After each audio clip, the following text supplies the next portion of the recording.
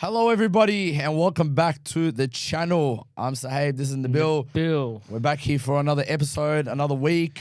Round 7, Anzac Day or Anzac round. Talk to me, Nabil. Big round of footy. We just had some Happy Lamb. Yes, we just had dinner. Great. Bit of a late session today. Yeah, it was great. Now I got my little dinner. Milkies. Okay, Not the best, but anyways. We're here to talk footy, not food. I mean, sure, we could talk food too, but we need a lot more time for that. Let's get underway. Let's talk footy. Let's go. I want to talk about. I'm done. I'm done with technology. I'm done with tinkering around the edges. Let's leave the game alone. Brother, leave the game alone. They introduced this arc, and then they creeped up and said, let's do a bit more. Now you've got this AI technology taking over our game. It's kind of ironic. I'm watching a TV show called Person of Interest. Which is related to? Related to this machine, and machine is taking over the world, and how we rely on it is, but let's be honest. It's ridiculous. Rowan Marshall's the obvious one. What's your problem with the arc, Nabil? I have a lot of problems with it. Umpires are allowed to make wrong decisions, but with the introduction of the arc, you've got goal umpires scared of making the wrong decisions, so a lot more umpires are going up to review decisions. They don't have bro, there was the Carlton game. You saw Newman knocked it over. The umpires I don't want to say lack of confidence. I'm not hating on the umpire here. Yeah. But it's almost like because there's this technology, we'll wait and make a decision. Yeah. Review. Clearly knocks it over. But you lost 10 seconds where Carlton continue on. Not like it'll make a difference in score, but it just kills the game. The other big one was the Rowan Marshall one. But I have a question though. Yeah. Aren't umpires meant to make mistakes? And the whole point of the arc is to make sure they can be fixed by that, per se? That's the thing, right? When umpires make mistakes, we're not hating umpires. I know I give umpires a lot of shit. But at the end of the day, they are human. Yeah. They can make mistakes. So it's just the stupid ones that we can have a problem with. The frustration I have here is we, as an industry, as fans, as media, as podcasters, as footballers, football content creators, whatever, we all smash the umpires anytime they get the decisions wrong. Who are you going to blame? You have no one else to blame. They're the scapegoat. Then now you've got this technology who's supposed to be somewhat perfect and not make decisions. Yeah. But it just kills the feel of the game. Okay, in saying that then, what is the point of it existing? I think it should exist for the howler. The ones that you badly get wrong. The 50-50s, the ones that... Not everything needs to be reviewed. No, what if the ARC reviews it and they just don't disturb the game while they review it? They can't. That's a problem because you can't have a situation where a minute later you're bringing the ball back as Rowan Marshall... And that is what I have a problem with. If it's gone that far into the game, allow it. And if we've gone a minute into play after a decision's been made, let it go, bro. I agree. Unless it's going to cost someone a grand final, let it go. Let it go because that exact point... Even if it costs someone a grand final, let it go. I mean, yes, obviously it's going to be the most talked about situation, but what I'm saying is... Unless it's a do or die situation, allow it. Let it go. Yeah, I agree. You won't have a problem then. Absolutely. If they, let's say Rowan Marshall marked that ball, before play started again, if they checked it and they realized, hey, no, he marked the ball, let it be a shot on goal or whatever it is, fine, no problem. But a play resumes and 90 seconds later, you're like, bring the ball back. Brother, what if they went to the other end and to kick the goal? That's what I'm saying. What are you going to reverse the goal? Come on. Kills the feel of the game. It almost reminds me, it reminds me of the VAR they brought into soccer has turned into a shit show on a weekly basis. It defeats the purpose it kills the feel of the game, the fabric of the game. This is not the first incident, mind you. A week ago, I think it was an EssenDONE player, Tom Edwards. I was getting to that. Before I bring that up, we've got a statement here from Tom Morris. Hey, your mate. Our mate, yes. Talk to me. From Greg Swan. Yeah. The ARC will no longer call the ball back once the game has restarted. Fair enough. Greg Swan confirms. The ARC won't do that. They won't intervene like they did on the weekend unless the goal umpire asks for a review. I have a problem with this. Tell me. Not what he just said. The way the AFL has always handled Controversy. You know, no. You know why? This shit pisses me off because it happens every single time. Yeah. The umpires mess up, they do this shit. The technology messes up, they do it. It's everybody's fault but the AFL. Why can't they come out for once and be like, hey, listen, we messed up. We got it wrong. We did not do this correctly. Preach to the choir, brother. Brother, like just once, please. Just come out and say we messed up rather than coming along and saying, you know what, we'll just change the rules to not take any accountability. That is the shit the AFL been doing for the longest time. Thanks, They'll just come out and just be like, oh, this shit happened on the weekend. Fantastic. Hey, guys, from next week, we're not doing this anymore. Duck. We're just going to do this. Bro, no, come out and say, hey, listen, guys, we're using the technology. We're trying to make the game better. Brother, why am I writing a PR statement for the AFL in voice? Just come out and say we messed up. The AFL messed up, or the ARC messed up, or the umpires messed up. Somebody messed up. Why is there no accountability in the AFL? Yeah, look, I don't understand. Why is there no accountability in the AFL? Caroline, I'm losing my voice. No. You know what? Caroline Wilson will sing your praises after that. Rubbish, bro. My it's God. the whole duck, weave, curve. Literally everything but take the punch. Exactly. It's unbelievable. You keep stuffing up. You keep getting things wrong. Again, I'm going to say this. We're human. Shit It's can all go right wrong. to stuff up, It's yeah? okay to stuff up. Brother, they talk They about... will gain the respect of the competition if they said, hey, we got it wrong. It's unbelievable to me, the fact that there's no accountability ever taken. There's none, ever. None Ever. at all. Nah. But anyways, yes, the ARC and its problems. Tom Edwards, you were about to say. So even that massive communication issue. So what happened there in the Gold Coast game, the Essendon doctor and the AFL ARC had a disagreement. Okay. And then essentially what happened was the AFL ARC umpire overruled the Essendon doctor. I have a big problem with that. No, he's a doctor. So how is a doctor watching... How is some bloke the words out of my mouth? more qualified than a doctor who's assessing the game? Take out the fact that the doctor's an Essendon person. These doctors swore an oath. They're medical. They're medical without experts. getting into all that. Yes. Yeah, they swore an oath to. I agree. Serve and protect, or is that the cops? That's the the same cops. shit. Yeah, basically. You know what I mean? Yes. So they have the same everybody obligation. else does too. Yeah, and then the AFL said, up until this week, the AFL said the team's going to override it. The team doctor overrides the AFL. Greg Swan today, the team. Again, Let me land here. Greg Swan today, the team doctor's going to override the ARC doctor. Okay. Agenda setters tonight reports actually the AFL ARC umpire will override it. I have a problem with that. I have a problem with the communication of that. I have a problem with the fact that some doctor from behind the screen is telling my doctor, your player, my team, whatever. You get what I mean? Yep. My player that my coach says, I agree with turns you. around, my doctor says, "Now you're good to go." I agree with you.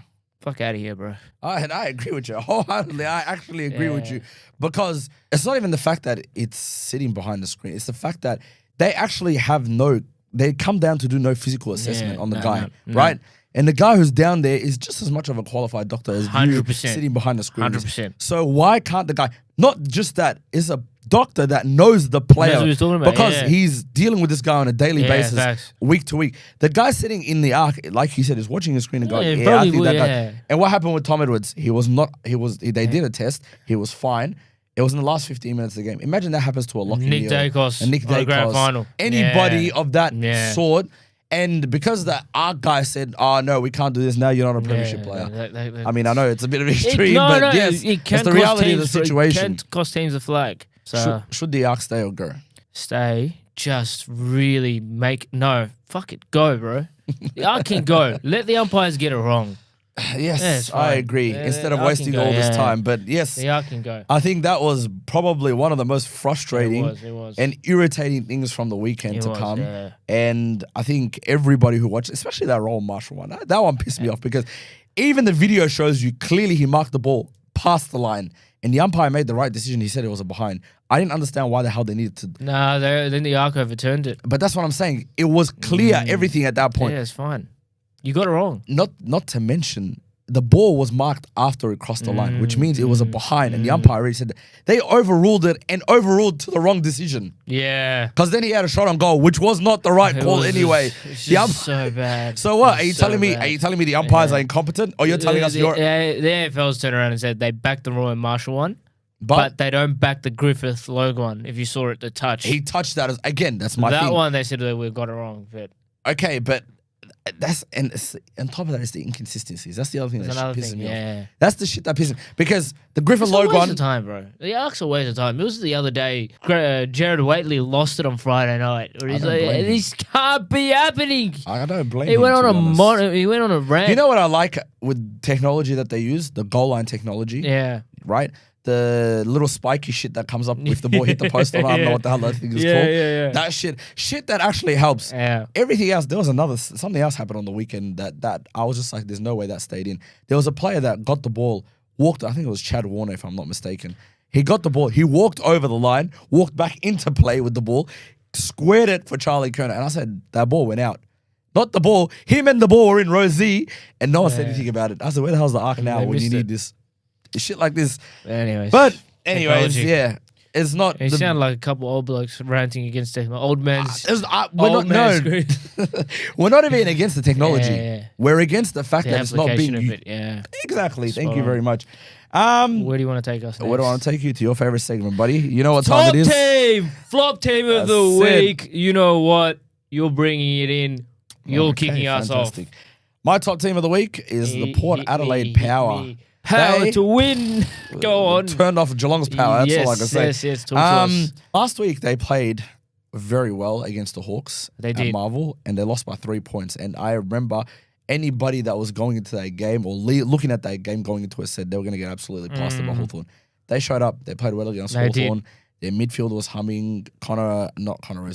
Zach Butters and Jason Horn-Francis absolutely dominated. Geelong. Mitch Georgiades. No, I'm speaking against Hawthorn. Yeah. This week, they took it up another notch. And I don't know if that was because of Geelong's lack of pressure, lack of hunt, whatever it was. Lack of desire. Port, genuinely, and it was almost like they had lost a bit of connection. Geelong, Mitch Georgiades was having 150 meters of space in front of him. Jack Henry was playing 20 meters off of him. The guys in the middle, Zach Butters, again, Jason Horn-Francis had a field day. Three-vote game for him. Absolutely. He had a field day. Kane Farrell. Like, they actually gelled well. Geelong looked lost. Geelong looked like they had no idea what they were doing. Yeah. Even though this game was at Adelaide Oval, we all thought there is no way Geelong are going to lose this game because Port Adelaide have been dog shit so far. But the last 2 weeks, Port Adelaide has been amazing. And last week, they were very close to being my top team of the week. So, Port Adelaide played very well. If they continue this form... Concerns for Geelong, though? I have a question for you in that sense. Are we putting Geelong on fraud watch? Yes. Let's put him in there. Big loss. Fraud watch Geelong. Yeah, big call, but we'll go early. Nah, Love an early call. I don't think it's a big Dangerfield call. had something like 4 disposals. And looking at their ladder position right now, Geelong, they're sitting 9th. Yeah. Along with the Bulldogs, who we already spoke about. I think they're sort of... They're on fraud watch. They're on fraud watch. Bit harsh. There's one other team I'm going to put on Geelong. fraud watch today. We'll go back to that. That's my top team of the week and yours. My top team of the week is Brisbane. They were back to their best. The Lions. We are the pride. Go on.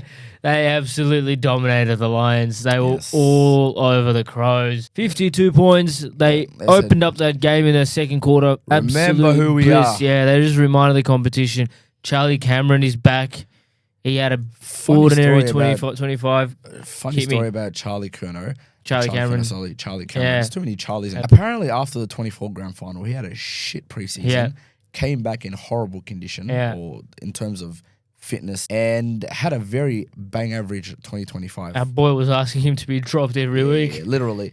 Him and a lot of Brisbane supporters, I'll be honest, were not happy with the state or the way he was playing, which has come now out to be that he was not in the greatest physical state and fitness. This year, or last year after they won the grand final, he went away over the preseason, actually put in more time and effort than he did the previous preseason. Yep. And he came back fit and firing. You And he's almost in career best form. No, you could tell. He was a big reason why they broke that game open. Yeah. The other player, Lockie Neal, I think he had something like 42 disposals. But I had a chat about him in the second. Yeah, absolute class. He had something like 11 clearances. Do these guys just get better as they get older nowadays? I love watching Lockie Neal play. He's one of my favourite players to watch in the competition. Yeah, I agree with 301 or 301. 302 now. Okay, he played now. his 300th, unfortunately, in their loss last week. Oh, okay, it's my bad. 301. Yes. So absolute day out. Yeah. Bailey was good, kicked a couple of goals. But one player that I thought was nullified. Yeah. And this says I don't know whether it says much about Adelaide or whether it says a lot more about Brisbane. Yeah. Harris Andrews. He was nullified. He wasn't involved that much. But Riley I will say to you, only kicked a couple of goals. So I will say Harris Andrews is gettable. he's gettable. Yes. You can stop Harris Andrews' influence, but you're sacrificing a role in your forward line. And it looks like it was Riley Thilthorpe that almost... Well, I don't know who won that duel because you look at it and you say Brisbane won in the end, but a defender's job is to stop the opposition player to kick goals. no, I agree with you. And I think Thilthorpe only kicked one, if I'm not wrong. Thilthorpe kicked one, you're right. Yeah, so who won that duel? Harris Andrews dominates teams. He's involved, he marks, he's effective, but he had to play a traditional defender's role, which is not his style. At 16, 6. Very ineffective. Yeah, total. Didn't time, pass the eye 92. test. Didn't pass the eye I test. agree with you. I'm just like scrolling through I don't know. numbers. I'm going to call that a 1-1 draw. I think, it could be a draw. Why I said earlier that you can nullify Harris Andrews, and it's not. It's not me making it. You know what I'm going with this. 2023 grand final.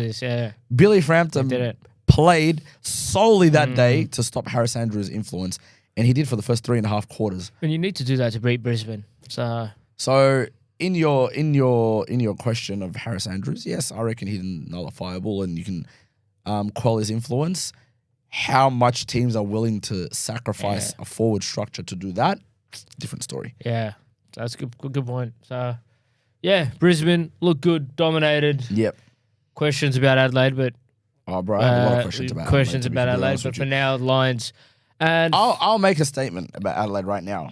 They're not going to make finals this year. You mean because even if they finish in a wild card position, I think they will lose that game. So they're not playing finals. No. So do you mean they'll finish top 10, or you don't think they'll be in the 8 after wild card? I don't think they'll be in the 8 after wild card. Okay, yeah, okay, I'll back that.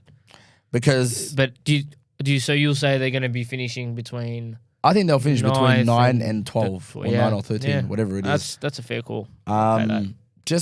I don't see they don't have enough, not even star power, enough consistently good players in their team. The Crows, They have. Don't get me wrong. They have highlight reels. They do. That's what Dawson and Rankin are. And Rankin, not Dawson. Rankin and Rochelle, 1,000% highlight reels. Jordan Dawson's probably the one good consistent player they have. He's a bit of a highlight reel too. Yes, but I think he provides more than the other two. And I'm not trying to take away anything from Rankin and Rochelle. They're great players, don't get me wrong. But I need you to do more on a consistently basis than to show up once or twice a game, light up the house. I think they've been the most disappointing team this year. I know. In that round 7 at this point. Absolutely. For a team that were minor premiers last year and then went on to lose 2 straight finals at home, definitely the most disappointing. My flop team of the week Hit us. is another team that's disappointing me now. Is the Gold Coast Suns. They have been ordinary, haven't they? They got absolutely plastered by Hawthorn on the weekend. Ordinary. They have been, I don't know what's going on. I don't know why they're playing so, I can't even put word, like it's almost like, you know what Gold Coast reminds me? They're relying on talent at the moment. Yeah. And they remind me of a PSG team, and I'm making a soccer reference here for those that don't know what I'm talking about. PSG assembled what a lot of people thought was the Avengers a couple of years ago. They brought in Lionel Messi, Neymar, and Mbappe were there. They brought in Sergio Ramos. Great team. For anybody that doesn't know what I'm talking about, it's soccer related. Basically, they assembled the Avengers. They did. Yeah. And everybody thought, these guys are going to dominate. These guys are going to go play in the Champions. They're going to win everything, right? That's what Gold Coast are looking like to me right now. On paper, would think they're not clicking. And absolutely not. They have stars all over the ground. Too many stars. Jeremiah Ugle-Hagan played his first game on the weekend. Ben King plays up in that forward line. There's Jed Walter and Ethan Reed. Highly talented kids. Both. Jared Witts is nothing short of a great ruckman. Yeah. Their midfield is now Noah Anderson, Matt Rowell, Tuke Miller, Christian Petrarca, and a couple of other kids. Bailey Humphreys. Their defense is Mac Andrews, Sam Collins, John Noble, Daniel Rioli. That's a solid defense. I'm almost thinking they have too much talent to know what to do with now. Yeah, maybe that's as in they're just playing these guys because they're good, talented players. Well, I don't think they can play with the 4 tools. I don't think they can play with I agree Reed, with you wholeheartedly. Walter, King, and Jamara. I'm gonna say this now. I think one of those 4, and when I say one of those 4, minus Jamara Ugle-Hagan, more or less, they won't go. and Ethan Reid, I think one of the other two will leave. So Walter or King? Walters or King will leave at the end of this season. It might be Walter. I think Walters King might will get hang around. traded. King might exercise free agency. One of those two Get will a couple of good definitely draft picks for both of them. You can get That's what I'm a saying. lot for Walter, though. And if I'm not mistaken, Ben King is a restricted free agent, which means Gold Coast can match. If he's not, in saying all that, my point is Gold Coast have been they started the season off Bit of a letdown. They've lost to Sydney, they've lost to Hawthorn now, they've lost to Melbourne, They were flag favourites after round 2, I think. Now they're and they middle played of the I pack. think like Richmond and I don't even know who the other two teams were that they played, but I know they were the bottom half teams that they played. I think Yeah, West so- Coast and Richmond and maybe North or Essendon or someone like that they played. So they've lost all their games to top Ordinary. 8 teams, Very ordinary. and they have not shown anything for it No. since. So for that reason, Gold Coast Flop are my team of the top week. flop team of the week, and your flop team. My of the flop team of the week is the Essendon Football Club. week. Hey, Essendon Talk to me. Football Club. talk to me about Essendon. I have a soft spot for Essendon, and this Fuck hurts that. as a Carlton There's fan. nothing to be soft I about. do have a soft spot for them because Absolutely not, bro. they've been in the mud since Oh, okay. 2004. We've both been I in the understand where same your soft pile spot of is from. shit. So you know what? I empathise when your team is going through shit and there's nothing to support. What happens I- when your team is shit? It's not just. I going through get shit. it. I get it, Essendon fans. I don't hate on Essendon. Fair I enough. have empathy. We're suffering. You're suffering. We're suffering together. But far out, man. I tipped him listen, too. But yeah, they've been dog Essendon, shit. Anzac Day. What a disappointment. I mean, What a disappointment. 92,000 people, and you show up and you get as a lot. Plastered. Yeah. plastered is You what they get, got. you get your pants pulled down. Hand spanked at the Fuck. same time. That's exactly what happened to Essendon. What do you mean? Anyways. Literally, they got spanked. Yes. Yes. Why are you calling them the flop team of the week? They just did not show up. And what I mean by that is they showed up against Melbourne. They beat at Melbourne. There was signs against Gold Coast. So you know what? Like this young team is coming together. You've spoken about this more than I have. Their senior players went missing. Their kids went missing. Yeah. You had Ben Mackay clapping after a ball is still in play. Like, pathetic. Do If you I was an think- Essendon supporter, I'd be tearing my hair out. Do you think? And this is not just a free pot shot at Ben Mackay. Heaps of people do that. This is just like, I have a question about Ben McCarthy. yeah. Should he be dropped to the Nah, VFL? nah, just give him a run. Just I don't know. He needs to What get his happens when a confidence. player is playing the way Maybe he's play playing? him in the He's ruck. almost play, on $1 million play him in bucks. the ruck. Play him up forward. Get So back you're him in. saying don't drop him to the VFL? Nah, you don't drop him. I disagree with that. Nah, I think don't he drop should be him. dropped. There's far more. There's far worse. Peter Essendon Wright got players. dropped into the VFL. Far worse Essendon players I dropped, and I wouldn't drop Ben Mackay. But, Their Ben forward line, Mackay- their back line is struggling as it is. There's no Ridley there.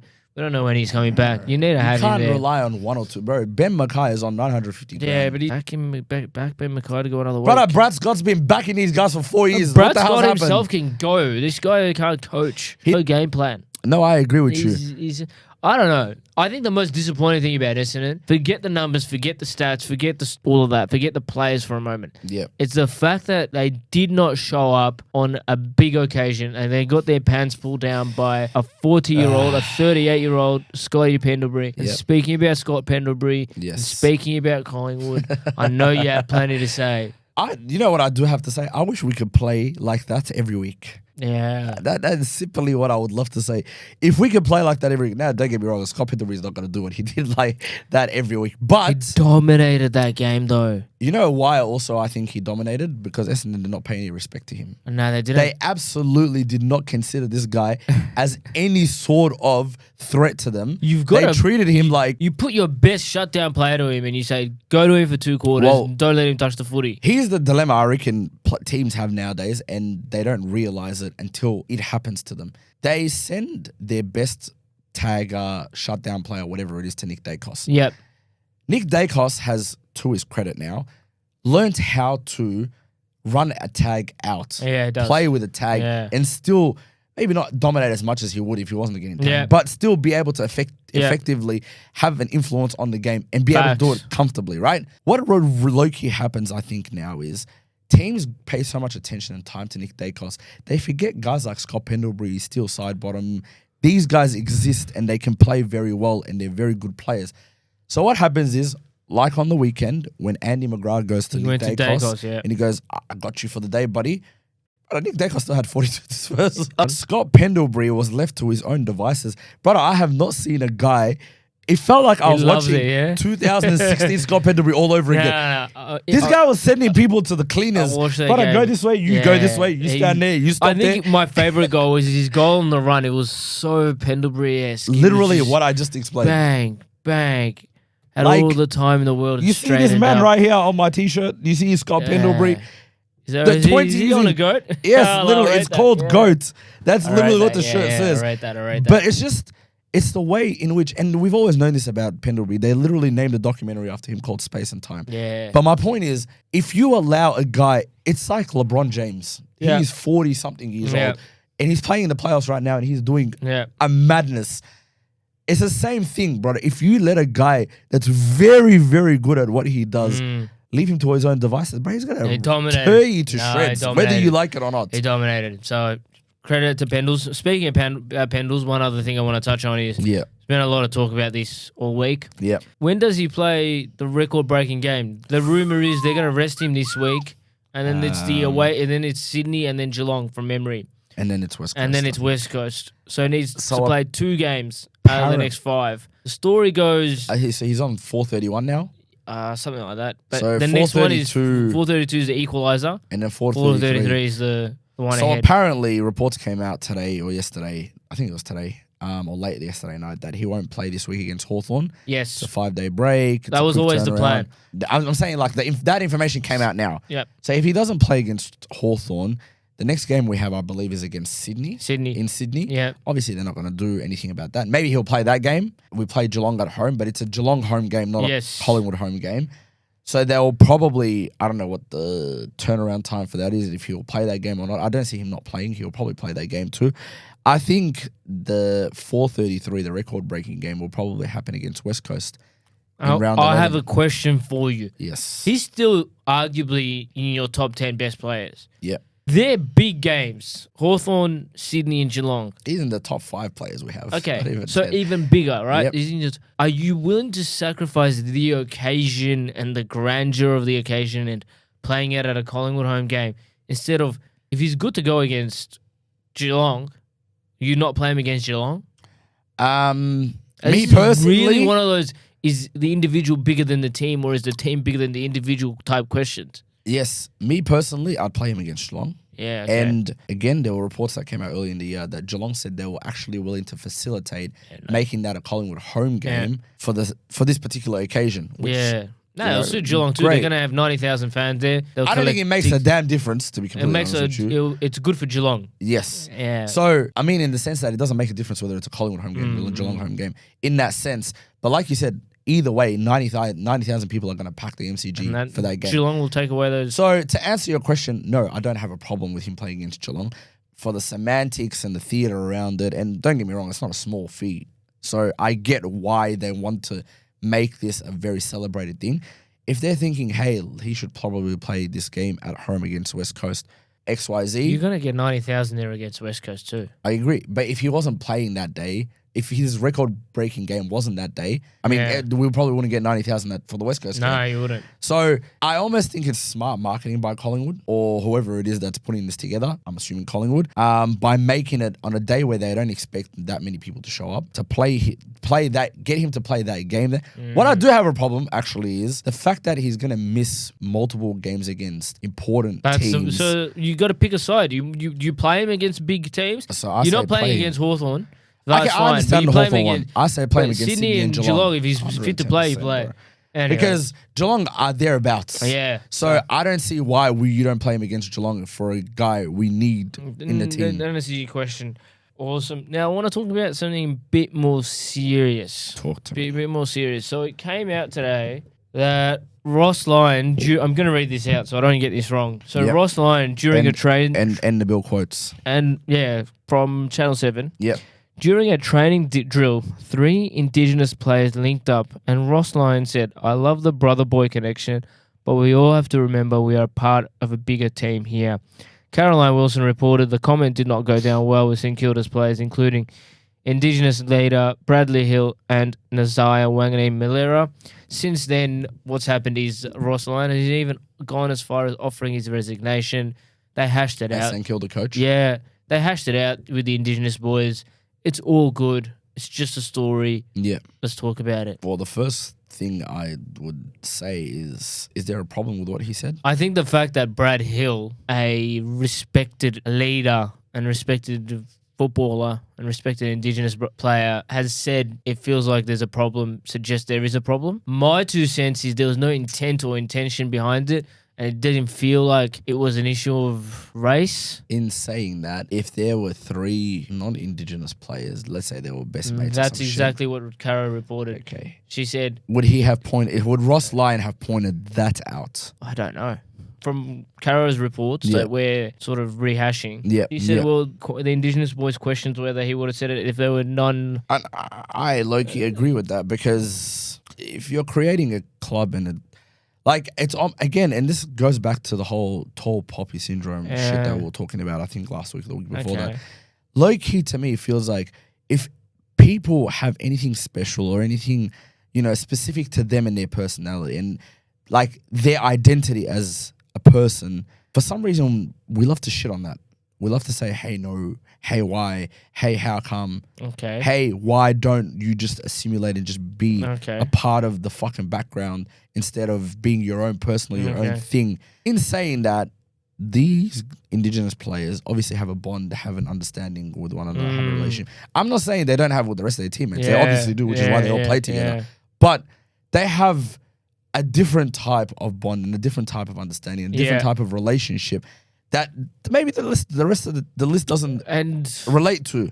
Why is that a problem? Why does that have to be highlighted and mentioned by the head coach? It wasn't a great comment. I agree. And I'm not just... I think it was a poor comment. I think it was an ordinary comment. Intrusive thoughts you need to keep to yourself.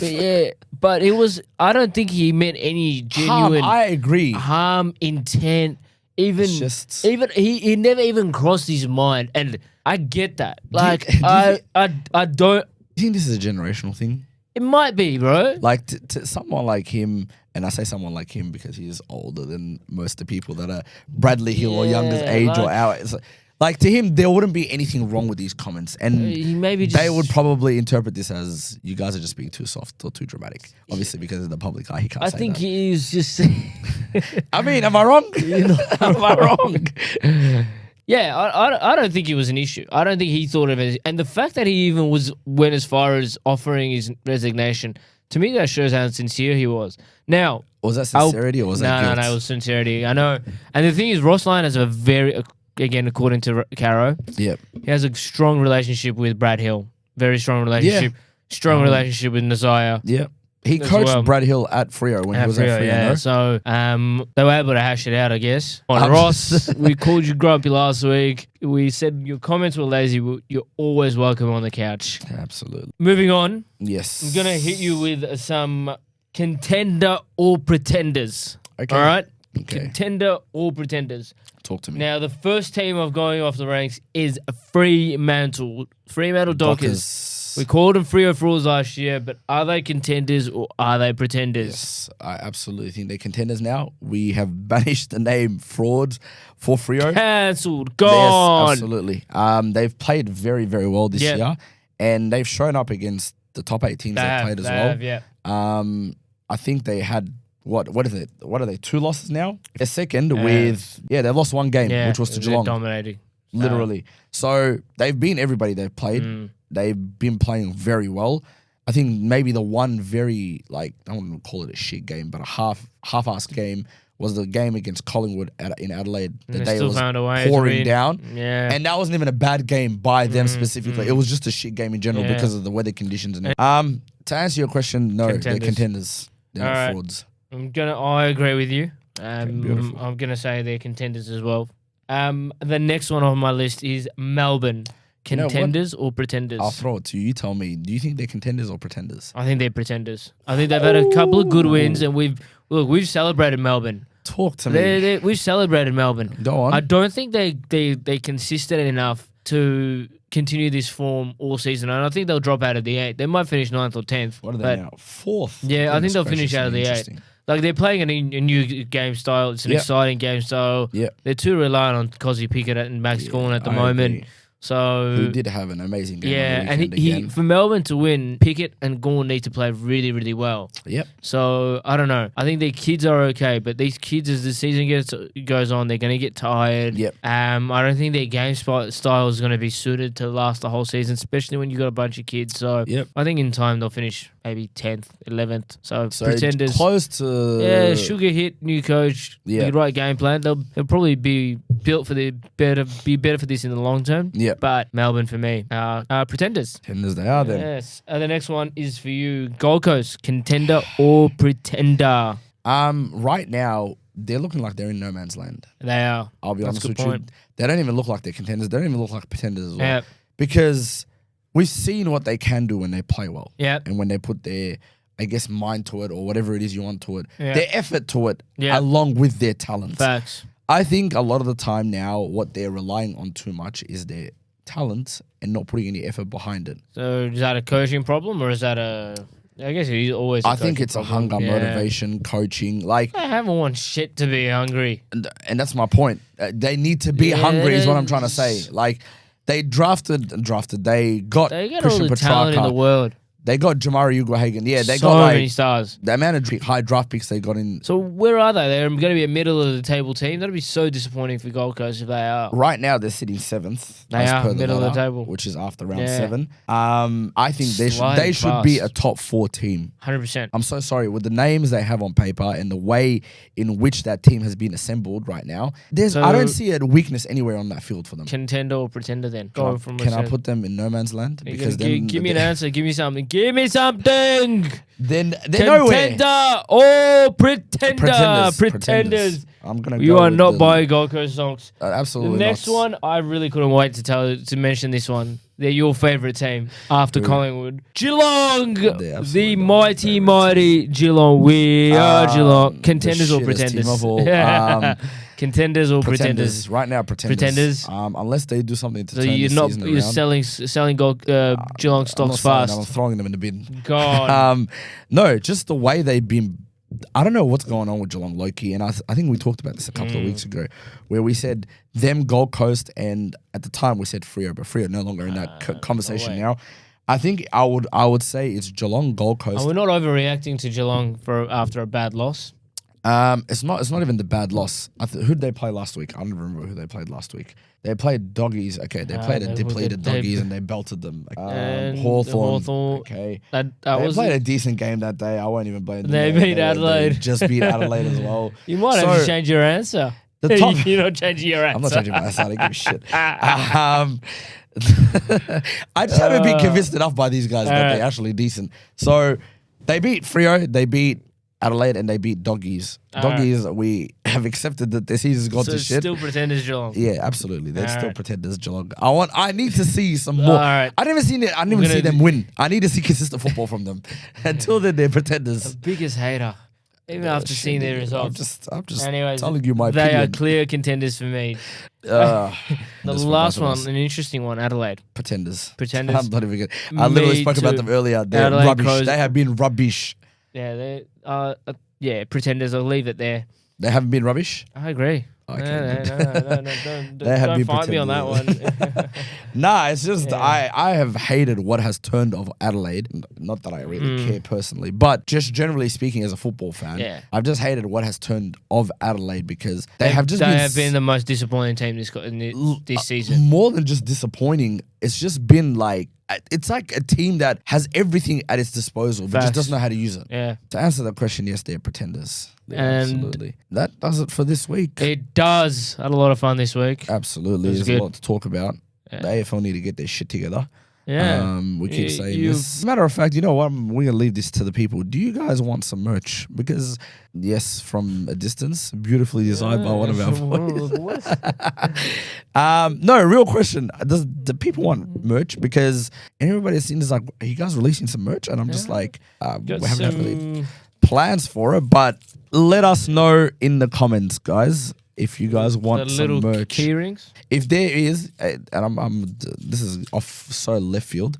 If anybody wants to, once we receive this from people, if anybody wants to help out in designing what our t-shirts look like, be our guests.